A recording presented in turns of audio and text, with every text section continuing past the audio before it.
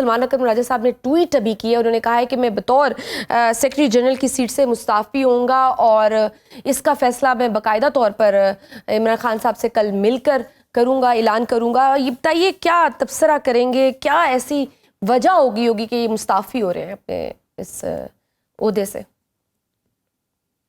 मेरा तो ख्याल है उन्हें अपनी नाकामी का एतराफ़ करना चाहिए था, और बजाय इसके कि ऐसे बहाने बनाए कि जी मैं इमरान खान से मिलूंगा और ये करूंगा वो करूंगा। सीधी बात है, पार्टी जो है उसको एक क्राइसिस में, पहली बात तो ज़ाहिर है, देखिए जी इमरान खान साहब की सच्ची बात ये है कि गलती तो उनकी अपनी है अच्छा। कि उन्होंने एक ऐसे नॉन पॉलिटिकल लोगों का ग्रुप जो है उसको पार्टी पे डाल दिया, और उन्होंने ये समझा कि वो तो बिल्कुल जैसे जैसे बतौर प्राइम मिनिस्टर पंजाब या केपी प्राइम मिनिस्टर हाउस से चल जाएगा, उसी तरह से जेल से पार्टी चल जाएगी, जो मुमकिन नहीं था। और इंतहाई इनकेपेबल लोग थे। सलमान अकरम राजा बहुत ही इनकेपेबल पॉलिटिशियन थे, और ना पार्टी संभाली गई, ना कोई एहतजाज की स्ट्रेटजी आई, ना ही कोई जुडिशरी से जो है वो मामलात कर सके। यानी हर मामले में बदतरीन नाकामी सलमान अकरम राजा को मिली, और उन्होंने बड़ी देर की, पार्टी को बड़ा नुकसान पहुंचाया। अब कल देखते हैं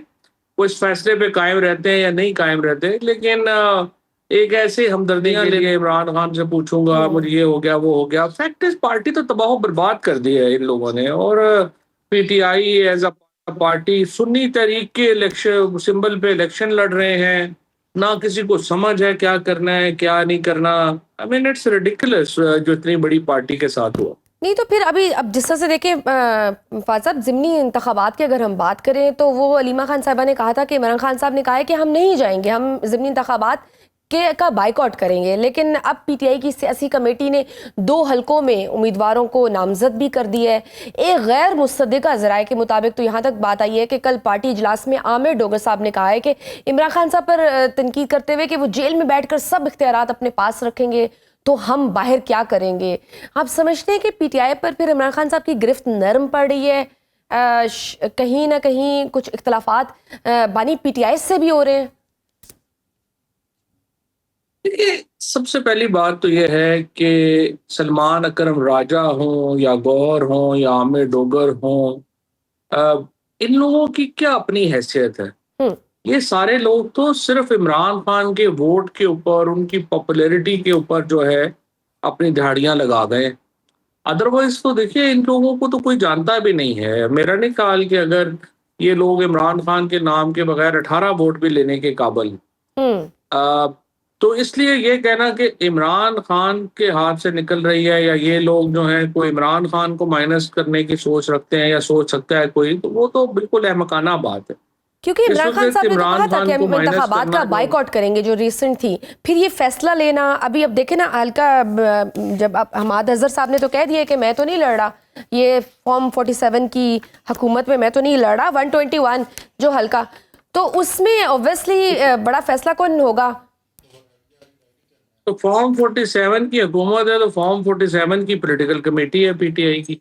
असल पीटीआई जो है उसको तो ठुड्डे मुक्के मार के, जेलों में डाल के, तशद्दुद करके उनको फारिग कर दिया। ये जो फॉर्म, अब तो सिर्फ वो पीटीआई में लोग सियासत कर रहे हैं जिनको सियासत की इजाजत हासिल है।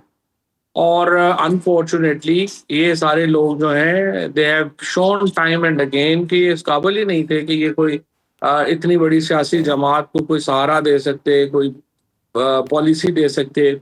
और उसके नतीजे में पार्टी का तो बड़ा नुकसान हुआ है। लेकिन इस वक्त मैं नहीं समझता पीटीआई की कोई अहमियत है। इस वक्त असल अहमियत इमरान खान की है, और इमरान खान जिसको भी जो है वो आगे उसके सर पे हाथ रखेंगे वो अहम होगा। सो इस वक्त पीटीआई की तो पॉलिटिक्स जो है वो तो उसकी तो कोई अहमियत नहीं है। ये सलमान राजा हो गए या आमिर हो गए या कुछ और हो गया, तो क्या कर लेंगे। तो पीटीआई की तो अगर अहमियत नहीं है, अपोजिशन इतनी कमज़ोर है, तो फिर नून लीग और पीपल्स पार्टी ज़िमनी इंतखाबात में इकट्ठे इलेक्शन लड़ने का क्यों फैसला किया है?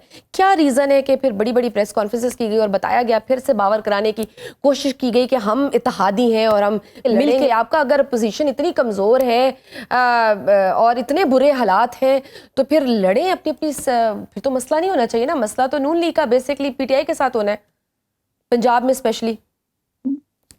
देखिए, मसला ये है कि पीटीआई और इमरान खान दो अलहदा चीजें हैं। इमरान खान की तो मकबूलियत, अगर लोगों ने फरवरी में इमरान खान को 65% वोट दिया तो अब 75% वोट देंगे। इमरान खान की तो जो अहमियत है, जो वोटर पॉपुलैरिटी है, वो बड़ी है। और इसीलिए मैंने आपको पहले ये कहा कि इमरान खान जिसके सर पे हाथ रखेंगे, अवाम तो उसको इलेक्ट करेगी, क्योंकि अवाम का लीडर तो इमरान खान।